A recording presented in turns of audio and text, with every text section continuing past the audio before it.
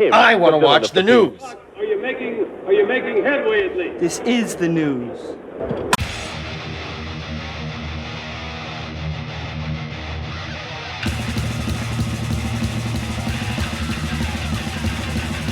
Schmack-a-macabre, everybody. It's time to belch or bash on the only news that matters. And Vangina just released Live from Wembley in 1995. This is a Black Friday release, so it came out yesterday. Live in Wembley, 1995, featuring a part of a Van Halen show at Wembley Stadium in London on June 24th, 1995.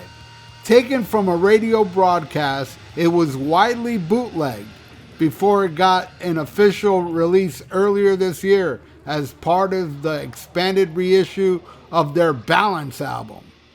A standalone LP will be released for Black Friday, yesterday. 6,000 copies worldwide on Transit Orange Crush vinyl. Oh my God, colored vinyl and Kiss. And yeah, so all right, I don't know. Okay, I overlooked, because only news that matters. I did do my research, right? So I'm going to say something now that I cannot see. Now, maybe any of you that bought this album can tell me if this is true, because this is what somebody wrote online. I'm going to read what he wrote. He said, I got a chuckle when I saw this album on Record Store Day. This was yesterday. He said, it said, over 3 sold-out nights at the iconic Wembley Stadium, with a cover showing a photo of the band's banner on the poles between the iconic towers where each football team would have their colors. So I looked at the album cover and I noticed that, the banners say Michael Anthony and Sammy, and it says Sammy Hagar, not Sammy Belcher. They misspelled that. Eddie Van Halen, Alex Van Halen, right? But actually, that's not from 95. The banner with the logo on it is a 2025 Photoshop, not 1995 in London. Now, here's the part. Hey, somebody tell me, where does it say over 3 sold out nights where it doesn't mention Bonfoni is the one that really, sold out all 3 nights, because they were opening for Bonfoni at the time. This was a show that they were not headlining.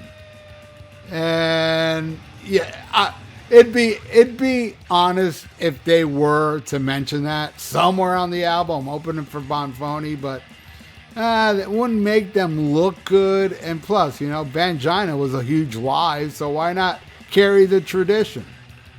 But yeah, Van Halen didn't even sell out Wembley Arena as a headliner for 1 night, much less Wembley Stadium for 3. Now somebody, come on, confirm it for me. Where does it say over 3 sold out nights? I think the most impressive thing was Bonfoni selling out 3 nights in a stadium in 1995. That's pretty impressive if you ask me. I know he sold out stadiums afterwards, many years afterwards, but this was the height of grunge, man. And whatever, it was always a good laugh seeing those posters that said, Bonfoni live, and you see under it the little the Vangina logo, the ring, not the wing. Under it, it's like Bon Jovi and special guest Vangina.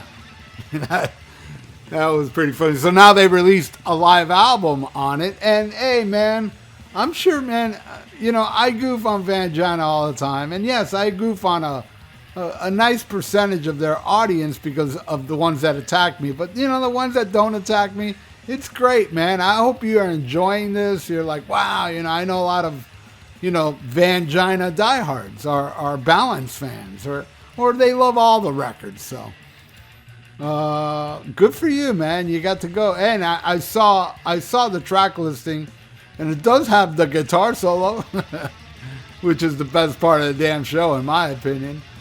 But, yeah, whatever, man. It's just, I want that thing confirmed. Is it true about Wembley?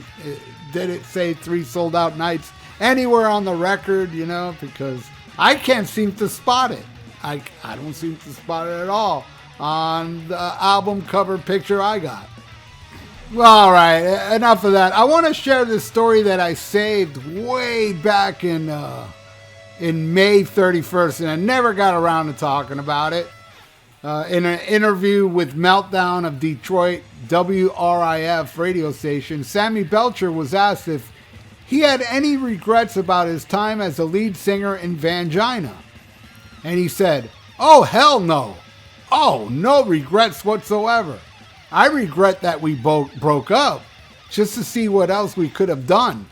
I would have loved to have made another record or two with the legendary Van Halen guitarist Eddie Van Halen, who I thought Joe Satriani was better when Eddie was alive." He didn't say that, but he meant that. Oh, God. Thank God there were no more records, man. Oh, man. It would have been like Vangina 3, maybe even worse. Anyway, he also said, "Eddie and I wrote some great songs together, and I think the best stuff was yet to come." Oh, man. You know what? Let me pause for a second. What he said there, I kind of agree with. Because I thought the best song they ever did was the last song they did, Humans Being. I actually liked that. Oh, wait a second. Let me back up. Yeah, but then again, when Sammy did come back, they did Up for Breakfast. Yeah, no. That may have been the cheesiest of all Vangina songs, was Up for Breakfast. It rivals Good Enough with Hey Nurse, a rack of what? It rivals that shit. But, yeah, anyway, he says, "Last time I talked to Eddie before he passed, I said, 'Man, what are you playing?' And he said, 'Oh, man, I really been playing a lot of cello.' And I'm going, 'Cello? Holy shit. Play me something, dude. I'm ready to write a song with you on a cello.'" What the hell? As artists, Eddie and I were really capable of doing a lot of stuff that he couldn't do before because the other guy didn't want keyboards.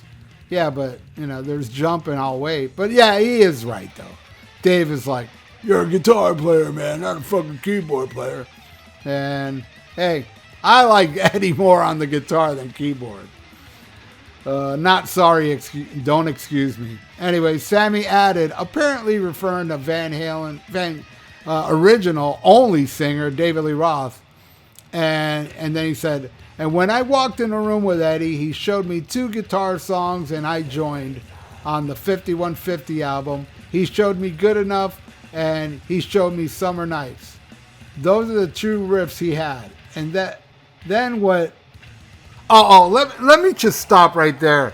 Reading about how Sammy and Eddie wrote songs, to me it's like watching a dog tied down with some maniac yanking his teeth out with rusty pliers.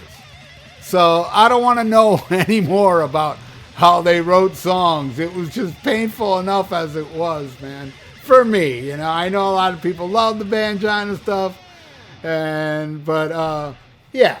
Here, you know, and then he says, "The only regret I regret nothing about being in the band. It's the greatest thing that ever happened to me.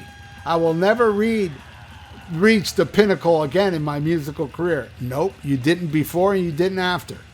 And I know Montrose fans, but it didn't even touch Van Halen. And I know Ted Templeman had to do with it. And I know Ted Templeman wanted Sammy in the band. And I know Ted Templeman wrote in his book, he would have made the biggest mistake in the world if he would have brought in Hagar. And he was right. But anyway, he says, "It's the greatest thing that happened to me. I will never reach the pinnacle again in my musical career. And I don't even try for it, because you can't." He says, "It's like, why even try?" Exactly. Why try? I can't do it. Those times are gone, and I'm proud to have been there.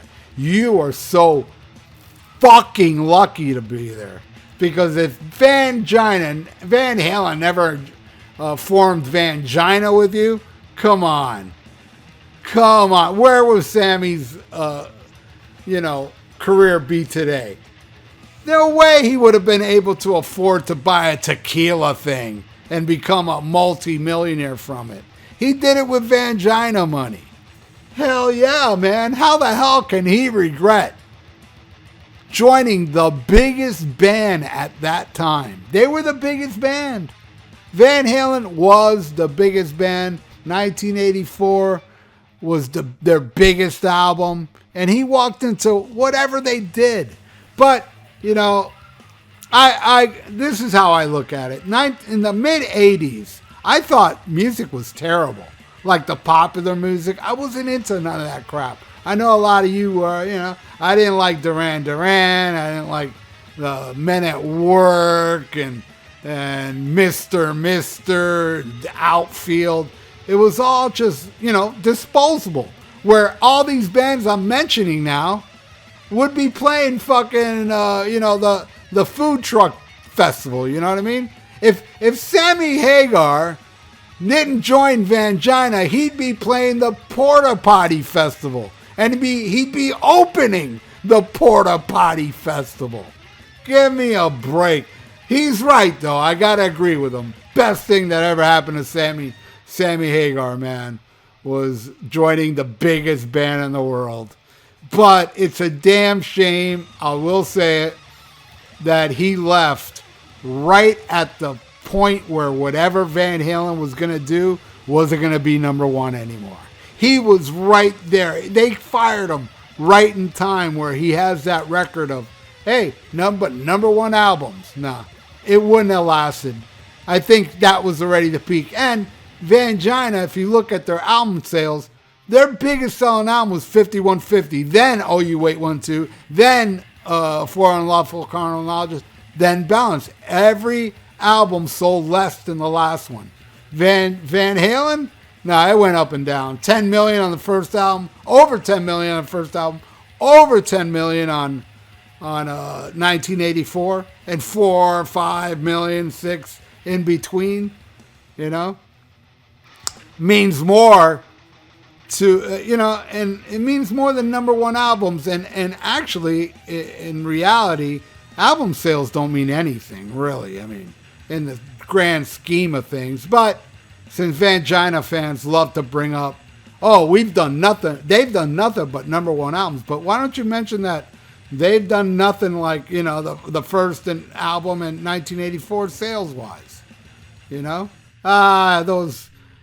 then you do have to feel bad for Vangina fans because, come on, man. It's not easy going through life stupid. But anyway, that's it for the only news that matters. Hey, somebody confirm it out there. Where does it say? Anywhere. That was 3 sold out nights. All I got to say is, this is a historic album, man. It's when they were opening for Bonfoni. Oh, how the mighty have failed. But anyway, thank you all for watching. And please, please, subscribe to my channel if you haven't. Ring that little notification bell. And if you love Sammy Belcher, even more reason to subscribe to me. That way you can keep up to date with how much he sucks. So dude, subscribe to my channel, ring that little notification bell, and like the video. It's good for the YouTube algorithms. So, stay frosty. Listen to AC/DC beating around the bush and smack 'em a gob. Farewell and adieu to you fair Spanish ladies. Farewell and adieu, you ladies of Spain. For we've received orders for to sail back to Boston. And so never more shall we see you again.